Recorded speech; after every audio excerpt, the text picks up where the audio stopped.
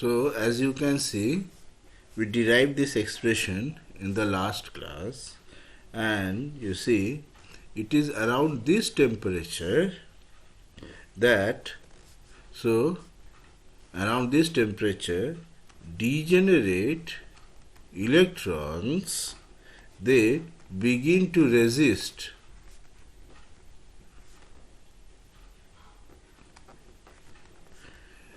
the gravitational compression, and so further contraction due to gravity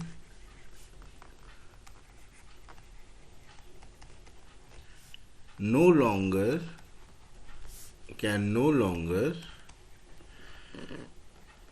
cause an increase in temperature. Okay, so in a way you can say that this expression basically it gives an estimate of the, basically here we are getting an estimate of the maximum value or maximum value of average internal temperature which can be reached by a contracting protostar. Okay, so this is the scenario. Now in all this, notice the role played by the mass over here. It is m to the power 4 by 3. Now suppose if I put the value of the solar mass. What is the value of the solar mass? Solar mass is what? 2 into 10 to the power 30 kg.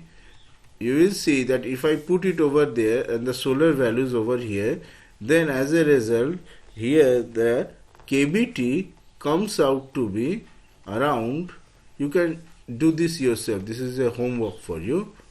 The kBT comes around 1 kV. So what does this mean? This means that if you have a solar mass which is allowed, a protostar having solar mass which is allowed to contract under gravity, then it could reach an average internal temperature. This corresponds to an internal temperature of about, so T means approximately 10 million Kelvin. So 10 to the power 7 Kelvin, and this is quite good enough. Okay, because this is an average internal temperature, and so the central temperature will be even more, and this is sufficient to trigger thermonuclear reaction.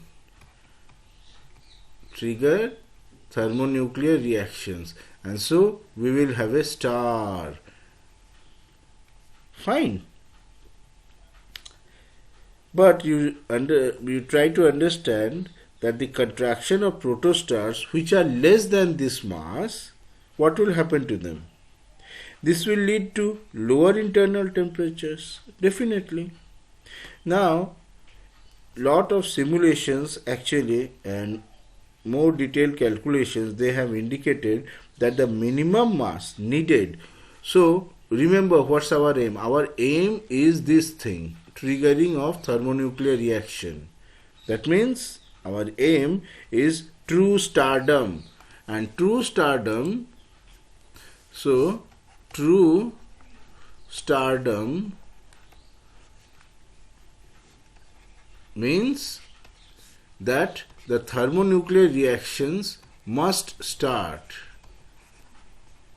Okay, so this means the temperature, average temperature must be around, so kBT must be around 1 kV or so, and so this means the mass around, for this case I have shown you like this.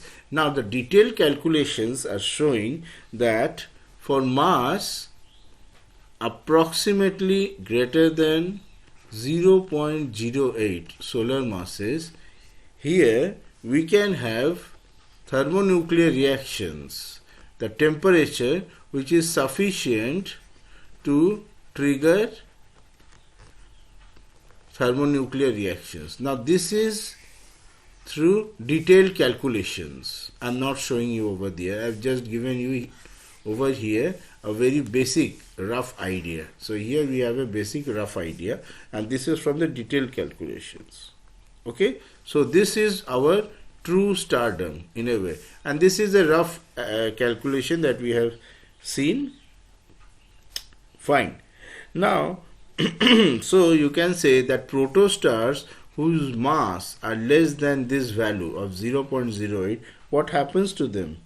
They evolve into objects where gravity is counterbalanced by the pressure of degenerate electrons. Okay, so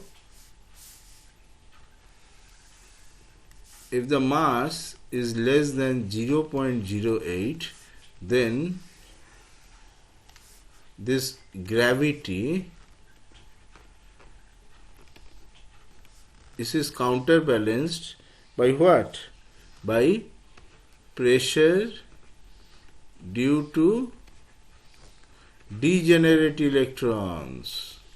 Okay, whereas if the mass is more than this value, here we do not have the degenerate electrons. Then we have mostly classical and ideal gas, which gives the pressure due to this, which resists your gravity. Okay, so this is more or less the overall scenario, and this is why we have got stardom over here,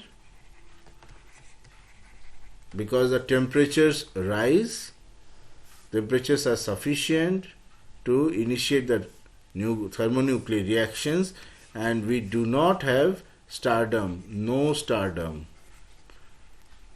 because the temperatures are not sufficient, because no thermonuclear reaction, and here we do have thermonuclear reaction. So this is overall summary of the lectures. So this is what I wanted to complete in the class, unfortunately. So we are finishing this over here.